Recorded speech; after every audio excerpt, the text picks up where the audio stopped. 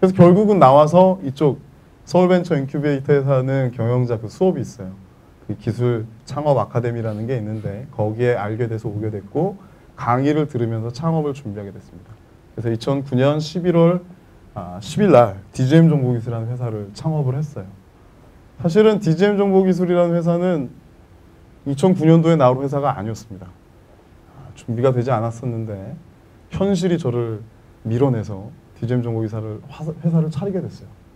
그 회사를 창업한다는 건 어떤 의미인지 혹시 생각해 본 적 있어요? 어? 만든다. 그렇죠. 근데 어떤 상황에서 만들까, 회사를? 네.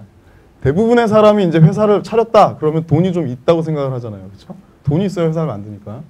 근데 그렇지 않습니다. 절벽 끝에, 벼랑 끝에 몰려서 더 이상 갈 데가 없을 때 차리는 게 회사예요. 회사를 어딘가 들어가기도 어정쩡하고 그럴 때 창업을 안 할 수가 없는 상황이 되어서 창업을 하는 경우가 상당히 많이 있습니다. 저도 그랬어요. 이상하죠. 나이도 아직 젊은데 왜 갈 데가 없었을까요? 어쨌든 창업을 하게 됐어요. 벼랑 끝에서 시작했습니다. 돈이 없었어요. 그때 타고 있던 자동차를 팔아서 회사 설립비를 만들어서 했습니다. 그 차 1년도 안 된 차였는데 아직도 눈에 선합니다. 중고차를 샀는데 겨울이었거든요. 1월 달에 팔고 중고차를 샀는데 재밌는 게 그 중고차는 히터가 들어오지 않았어요. 그 차도 한 10년 된 차였는데 신기하게 원래 이렇게 온도계가 있는데 온도계가 안 올라가는 신기한 차였어요. 그리고 막 달리고 있으면 전기가 나가요. 근데 다행히 엔진은 켜져 있어서 죽지는 않았는데 전기가 수시로 나가고 그렇게 되는 신기한 차를 탔었습니다. 그렇게 창업을 했어요. 그래서 만들었고 지금 저희 직원 중에 한 명이 그때 창업할 때 처음 면접 봐서 뽑은 친구가 있는데 그 친구를 필두로 해서 수많은 사람들을 뽑아서 일을 하기 시작을 했습니다. 1년 차였어요. 처음에 창업을 하고 나서 정말 기분이 좋았던 게 12월 달부터 제가 영업을 하지 않았음에도 불구하고 용역 계약이 됐어요.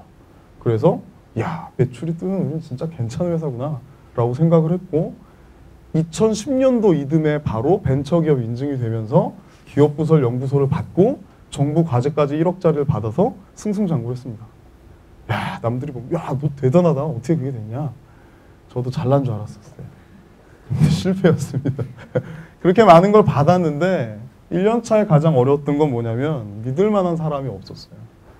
사람 때문에 굉장히 고생을 많이 했습니다. 창업한 지 1년도 안 된 회사가 프로그래머가요. 5명이 나갔다 들어왔다 했더라고요. 지금 있는 멤버들은 굉장히 다 오래된 멤버들이에요. 근데 1년 차에 가장 어려웠던 게 사람이었습니다.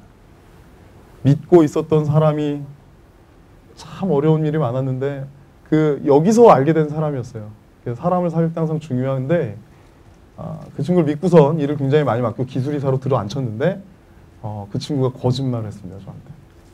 그래서 저는 외부에 아까 얘기했던 여러 가지 기업 인증이나 이런 것들을 위해서 굉장히 노력을 많이 했었는데 그 용역 계약에 대해서 부축 계약에 대해서는 그 한 사람한테 맡겨놨던 거예요. 근데 항상 됐습니다 보고를 했었는데 정작 뚜껑을 열어보니 아무것도 없었고 결국은 고객한테 고발을 당할 위기까지 넘어가게 됐었어요. 그때부터 이제 그 친구가 나가게 되고 제가 그때부터 밤을 새기 시작했습니다. 저는 당시에도 개발을 한 지 한 13년, 14년 차였어요. 그러니까 고등학교, 여러분 나이 때요. 딱 고등학교 2학년 때부터 프로그램을 짜서 팔았었습니다. 그때 짰던 게 뭐 판매 재고 관리나 왜 그리고 슈퍼마켓 가면 이렇게 띡띡 찍어갖고 계산해 주는 거 있죠. 그 포스라고 얘기하는데 그런 걸 만들어서 팔았어요. 고등학교 때. 예, 별로 어렵지 않아요. 그렇다는 얘기는 어떤 거예요? 학교 가면 잤다는 얘기예요. 집에 와서 학교에서 개발을 못하니까 집에 와서 밤에 프로그램을 짜요. 참고로 인문계였습니다. 프로그램을 막 짜고 그리고 나서 한 3시, 4시까지 일을 하는 거예요. 고등학생이. 그렇게 하고 나서 학교 또 얼마나 일찍가요? 6시에 일어나서 6시 반에 학교 왔었거든요. 가니까 사람이라면 졸릴 수밖에 없겠죠. 맨날 잤어요. 맨날 잤어요. 맨날 맞았습니다. 숙제 같은 것도 안 해갔고요. 준비물 같은 거 당연히 안 챙겨갔어요. 엄청 맞았습니다. 나중에는 그냥 뭐 맞으면 되지 뭐 이런 생각까지 가더라고요. 그럼 멋진 생각하고 있는 사람들 있죠? 맞으면 되지 뭐. 엉덩이는 났는데 뭐. 그렇죠? 네, 그렇게 지냈어요. 그래서 실제 창업할 때까지는 굉장히 많은 경력이 있었습니다. 대학생 때에도 물론 그렇게 하고 대학을 어떻게 갔냐라는 표현 쪽으로 지금 쳐다보는 사람도 있는데 재수했어요. 네, 재수했습니다. 사실 공부 되게 못했습니다. 고등학교 때 앞에서 3등도 해보고요. 마지막 성적이 뒤에서 3등이었어요. 근데 중요한 건 마지막이 중요하잖아요. 앞에서 3등 해봤었는데 나중에 되니까 뒤에서 3등 하더라고요. 프로그램은 좀 팔아서 용돈은 챙겼는데 성적은 엉망진창이었어요. 근데 고3 때 이제 또 교회 다닌 게 은혜라고 교회 다니면서 마음을 되잡아 먹었습니다. 그래서 고3 때 제일 처음에 봤던 그 수능 시험에 대박을 쳤어요. 저희 때는 수능이 200점 만점이었거든요. 굉장히 어려웠어요. 그래서 저희 때 200점 만점 중에서 145점 정도 넘으면 연세대에 지원을 하는 수준이었습니다. 근데 고3 처음 3월 달에 친 수능에서 136점을 맞았어요. 이야, 참. 그 다음에 뭐 맞았을 것 같아요? 계속 떨어지더니 실제로 이제 대입 시험을 봤을 때는 119점을 맞았습니다. 그래서 결국은 여러 가지 학교를 넣었다가 결국은 다 떨어져서 재수를 했고요. 재수하는 1년 동안 또 재밌는 일들이 많았지만 어쨌든 그 시간을 갖춘 후에 학교에 입학을 하게 됐고 그 덕분에 이제 박사과정까지 공부를 하게 됐어요.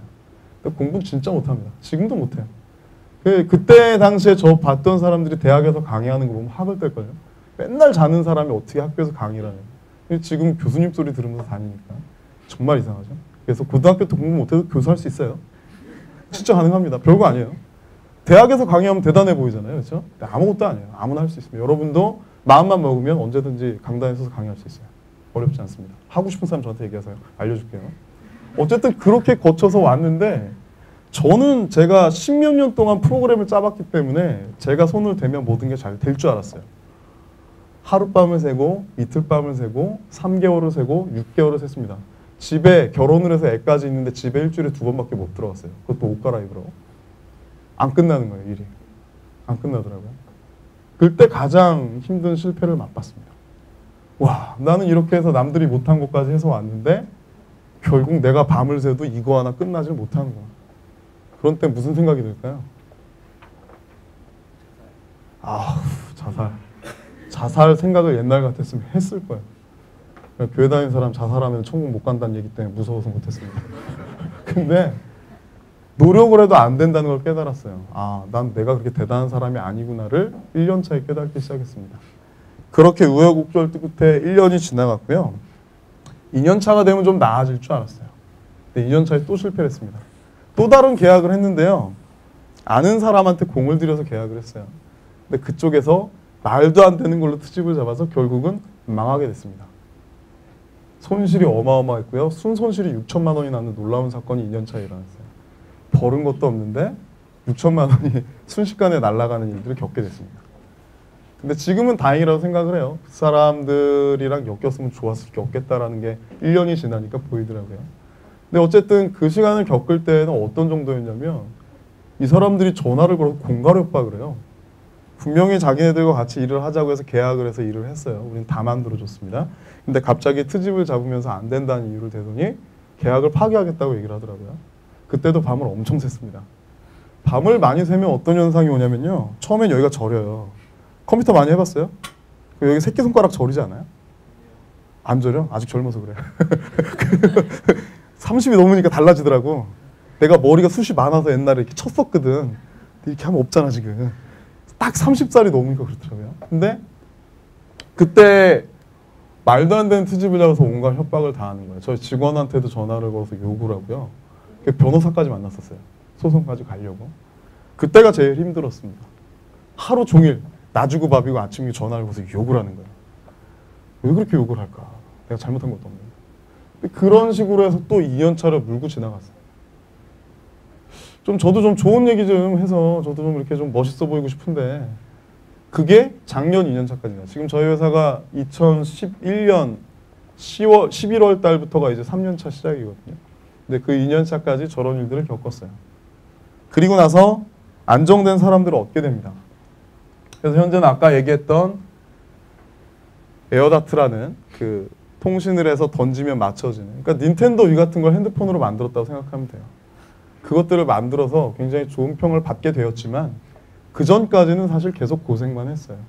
역시 그것들을 봐도 최근에 저희 앞에 보면 자랑하려고 남들은 그런 거 안 하는데 저희는 뭐 성공 사례가 없으니까 자랑하려고 대상 받았다고 간판을 딱 붙여놨는데 그 아이템을 가지고 이 지식경제부 장관상을 받게 됐습니다. 연말에. 그거 덕분에 뭔가 좀 풀릴 줄 알았는데 사실 상 받는 거랑 돈 버는 거랑 전혀 상관없어요. 예, 안 되더라고요. 근데 여전히 그 개발과 기술과 능력들을 보유한 채로 가지고 있지만 여전히 우리는 성공했다고 말할 만한 것들이 없습니다. 그리고 이제 3년차가 시작됐어요. 제가 보는 우리 회사의 3년차는 아까 이야기했던 새로운 기술, 아직 남들이 하지 못했던 것들을 가지고 시작하는 게 저희 3년차의 목표예요. 그걸 가지고 이제 시작을 하고 있습니다. 사실은 뭐 없죠. 그래서 이렇게 난 3년 동안 3년차까지 이렇게 살아왔는데 학생들한테 뭘 얘기할 수 있을까라는 고민 아까 했다 그랬죠. 결국은 실패 사례입니다. 먼저 정리를 해보면 사람을 조심하십시오. 아무나 믿으면 안 돼요.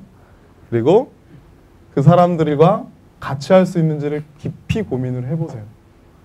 그리고 나서 돈이 중요합니다.